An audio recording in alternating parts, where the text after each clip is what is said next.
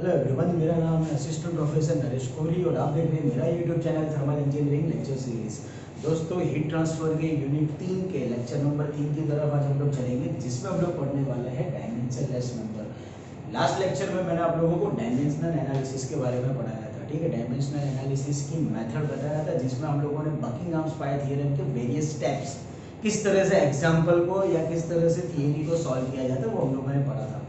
उसके अंदर मैंने आप लोगों को 2-3 डायमेंशनलेस नंबर बताए थे, जैसे रेनॉल्ड नंबर, प्रेंडल नंबर, नसेल नंबर, जो कि फोर्स कन्वेक्शन के लिए रिलेशनशिप में यूज होता है। ठीक है, वही डायमेंशनलेस नंबर आज हम लोग यहाँ पर देखेंगे। ये डायमेंशनलेस नंबर आप लोग ऑलरेडी फ्लूइड मैकेनिक्स इन 4th सेमेस्टर जीटीयू सिलेबस पढ़ चुके हो। ठीक है, कोई नई चीज नहीं। हाँ, 2-3 नए नंबर आप लोगों के लिए आएंगे। आप लोग रेनॉल्ड नंबर पढ़ चुके होंगे, आप लोगों ने प्रेंडल नंबर पढ़ा होगा, आप लोगों ने स्टैंटन नंबर पढ़ा होगा, ग्रेसोफ नंबर पढ़ा होगा। इसके अलावा 2-3 नंबर आप लोग पढ़ोगे, जैसे पैकलेट नंबर है और ग्रेड्स नंबर है। ठीक है, तो ये डायमेंशनलेस नंबर क्या होता है, क्या फॉर्मूला है, क्यों हमारे लिए यूजफुल है, वो सारी चीजें मैं बता दूं। सबसे पहले हम लोग शुरुआत करते हैं डायमेंशनलेस के मतलब से। मैंने लास्ट लेक्चर में भी बताया था, मैं फिर बता रहा हूँ।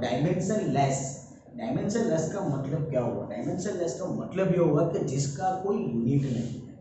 आपके पास में प्रॉपर्टी है, आपके पास में इस प्रॉपर्टी की वैल्यू है, आपके पास में उसका यूनिट भी है, सॉरी आपके पास में उसकी वैल्यू भी है, लेकिन उसका कोई यूनिट नहीं बनेगा। जैसे कि मैंने आपको एग्जांपल दिया था, velocity is the function of distance and time.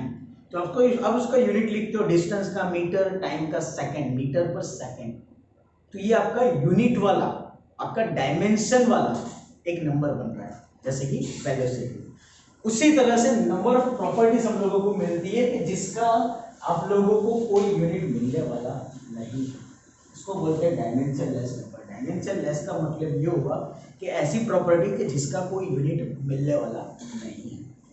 उस प्रॉपर्टी के अंदर आप अपने फॉर्मूलाज जब अप्लाई करोगे और उस फॉर्मूलाज की जब यूनिट आप लोग रखोगे, तो सारे यूनिट न्यूमरेटर और डिनोमिनेटर में कट हो जाएंगे and your answer, final answer will be 1 only. ठीक है, इसीलिए इसको बोला जाता है डायमेंशनलेस नंबर। स्टार्ट करते हैं। सबसे पहला रेनॉल्ड नंबर, बेसिक है, आप लोग फ्लूइड मैकेनिक्स में पढ़ चुके हो। फिर से एक बार, रेनॉल्ड नंबर फॉर्मूला याद रखो, डेफिनेशन अपने आप बनेगी। रेनॉल्ड नंबर का डेफिनेशन बनेगा, Reynold number can be defined as, Reynold number can be defined as, it is the ratio of, Reynold number can be defined as, it is the ratio of inertia force to the viscous force. It is the ratio of inertia force to the viscous force. Inertia force उसका formula क्या है? rho a v square, rho a v square. viscous force का formula क्या है? mu v l. फिर से एक बार, Reynold number can be defined as, it is the ratio of inertia force to the viscous force. इस formula के अंदर हम लोग वैल्यू रखेंगे, inertia force की value rho a v square, viscous force की value mu v l etc. Simplify करते हैं, सिंपलीफाई करने पर क्या होगा? रो वी, एक वी यहां पर कट हो गया। ठीक है, रो वी एल, इसको रो वी, सॉरी हाँ, एल और एरिया, एरिया के लिए आप लोग एल स्क्वायर लिख सकते हो। ठीक है, एरिया का मतलब ये होता है रेक्टेंगल, सॉरी आपके पास में अगर स्क्वायर है तो लेंथ मल्टीप्लाई बाय लेंथ कर दो। तो यहाँ पर एरिया हमारे लिए हो जाएगा एल स्क्वायर, एक we will be cancel off, एक l will be cancel off, बचा क्या आपके पास? Rho we l divided by mu, rho we l divided by mu. अगर आपके पास में लेंथ की जगह डायमीटर दिया है तो आप लिख सकते हो कैपिटल डी, मतलब रो वी डी अपॉन म्यू, जो आप लोगों ने सुना भी होगा, पढ़ा भी होगा फ्लूइड मैकेनिक्स के अंदर। वही चीज यहाँ पर है। तो रेनॉल्ड नंबर का फॉर्मूला बनेगा rho we D upon mu. इसी तरह से नेक्स्ट प्रेंडल नंबर, सिंबल याद रखना, Reynold number it is denoted by capital R suffix में स्मॉल e, ये उसका रेनॉल्ड नंबर का symbol. Next Prandtl number, it is denoted by capital P suffix में r स्मॉल r, pr मतलब के Prandtl number. It is the ratio of kinematic viscosity to the thermal diffusivity. Prandtl number can be defined as the ratio of kinematic viscosity to the thermal diffusivity, मतलब कि nu divided by alpha. Thermal diffusivity उसका symbol है alpha, kinematic viscosity इसका symbol है nu. Nu की जगह आप लोग म्यू भी लिख सकते हो, विस्कोसिटी के लिए दोनों सेम है। हाँ, काइनेमेटिक की जगह डायनामिक विस्कोसिटी हो तो म्यू आ जाएगा, मतलब सेम वैल्यू है। अल्फा मतलब थर्मल डिफ्यूजिविटी का फार्मूला रखो, thermal conductivity divided by specific concentration मतलब K अपॉन Cp, वो वैल्यू हम लोगों ने यहाँ पर रखी है। काइनेमेटिक विस्कोसिटी आपके पास में है, मतलब प्रांड्टल नंबर का फार्मूला बनेगा μCp अपॉन K। ठीक है, नेक्स्ट नसेल्ट नंबर, ये फ्लूइड मैकेनिक्स में आप लोग ऑलरेडी पढ़ चुके हो। इसके बेस पर फिर से Nusselt number can be defined as it is the ratio of convective heat transfer coefficient to the length of the material to the ratio of thermal conductivity of the material। आप लोगों के पास में convection और conduction ये दोनों चीजें हो रही है मटेरियल की लेंथ के रिस्पेक्ट में।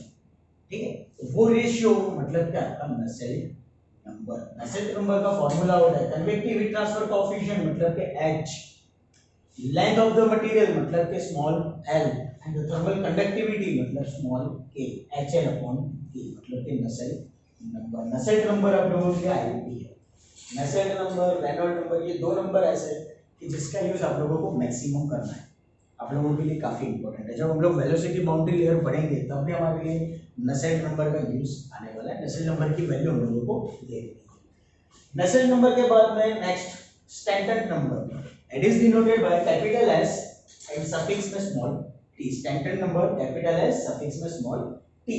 स्टैंडर्ड नंबर का फॉर्मूला क्या होगा? it is the ratio of, it can be defined as, standard number can be defined as the ratio of convective heat transfer coefficient small h, convective heat transfer coefficient to the convective heat transfer coefficient to the capacity of heat transfer of the material rho VCP। rho v की जगह हम लोग अगर उसको आप लोग मास के respect में गिनोगे rho a v भी करना चाहे तो आप लोग कर सकते हो। तो ये capacity of your heat transfer है। ठीक है, ये हमारी कैपेसिटी ऑफ हीट ट्रांसफर है in terms of thermal conductivity मतलब कि कंडक्शन प्रोसेस के रिस्पेक्ट में। तो standard number can be defined as is the ratio of convective heat transfer coefficient to the heat capacity और the capacity of your material to transfer the heat, the rate of heat transfer by conduction rho v into c। क्या करना है, इस दोनों को numerator और denominator को multiply और डिवाइड करो L, K और म्यू के साथ। L मतलब के लेंथ, K मतलब थर्मल कंडक्टिविटी, म्यू मतलब डायनामिक विस्कोसिटी। इसके साथ में हम लोग डिवाइड एंड मल्टीप्लाई करेंगे। सबसे पहले L के साथ में मल्टीप्लाई किया, L के साथ में डिवाइड कर दिया।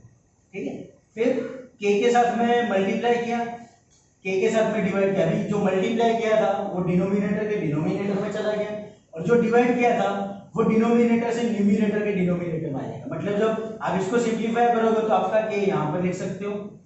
ठीक है, मतलब कि डिनोमिनेटर में आ जाएगा और डिनोमिनेटर के डिनोमिनेटर में जो थर्मल कंडक्टिविटी है उसको अगर आप सिंपलीफाई करोगे तो वो न्यूमरेटर में चला जाएगा। मतलब आप लोगों ने टर्म को खाली अरेंज किया है। ठीक है, म्यू आ गया, नेक्स्ट L आ गया, K आ गया। अभी म्यू से हम लोगों ने डिवाइड किया और म्यू से मल्टीप्लाई किया। फिर से ये डिनोमिनेटर के डिनोमिनेटर में, इसको आप अगर मैथमेटिकली लिखो तो ये न्यूमरेटर में चले जाएगा। ठीक है, न्यूमरेटर की वैल्यू हम लोग डिनोमिनेटर के डिनोमिनेटर में लिख सकते हैं। तो ये म्यू जो है हम लोग डिनोमिनेटर के डिनोमिनेटर में लिख रहे हैं। टर्म्स को अरेंज किया हम लोगों ने, L by K HL upon K over ये, क्योंकि L से मल्टीप्लाई किया था, L से डिवाइड किया, K से मल्टीप्लाई किया था, K से डिवाइड किया तो K को हम लोगों ने ऊपर ले लिया मतलब HL by K। Rho VL upon mu, rho V L से डिवाइड किया था L, म्यू से मल्टीप्लाई किया था mu, rho VL upon mu.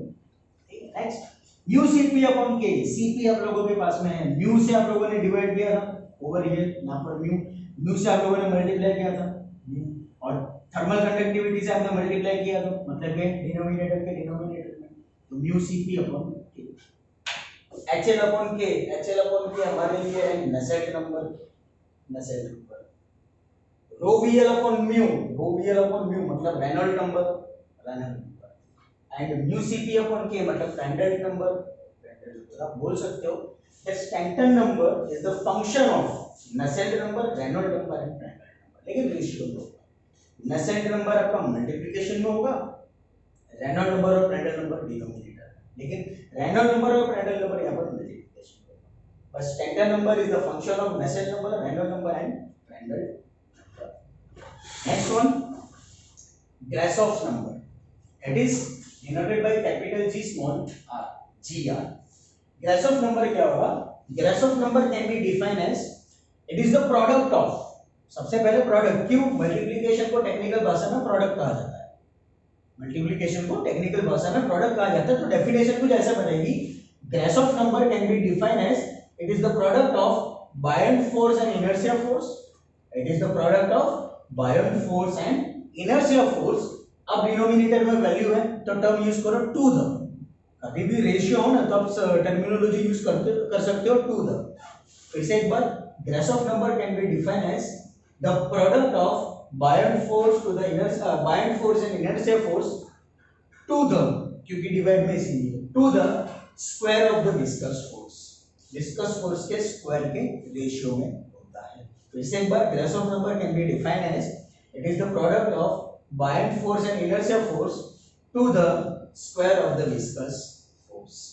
Value रखते हैं हम लोग, बायोंट फोर्स बनेगा rho L cube beta G delta T into inertia force बनेगा rho L square V square, rho A V square था, एक ही जगह हम लोगों ने एल स्क्वायर लिया था, ठीक है, rho L square V square, inertia force आएगा, विस्कस फोर्स आपका mu V L whole square है, विस्कस फोर्स का mu V L same over here square में, सिंपलीफाई करते हैं, सिंपलीफाई करने पर क्या मिलेगा, beta will be as it is single, g will be as it is single and delta T will be as it is single, बचा है rho square and L cube, row square and L cube, rho into rho will become rho square, L cube over here L cube, क्योंकि ये जो L square और ये L square है, this both will be cancel out, this V square and V square will be cancel out, बचा क्या यहाँ पर सिर्फ म्यू, जो स्क्वायर है मतलब म्यू स्क्वायर,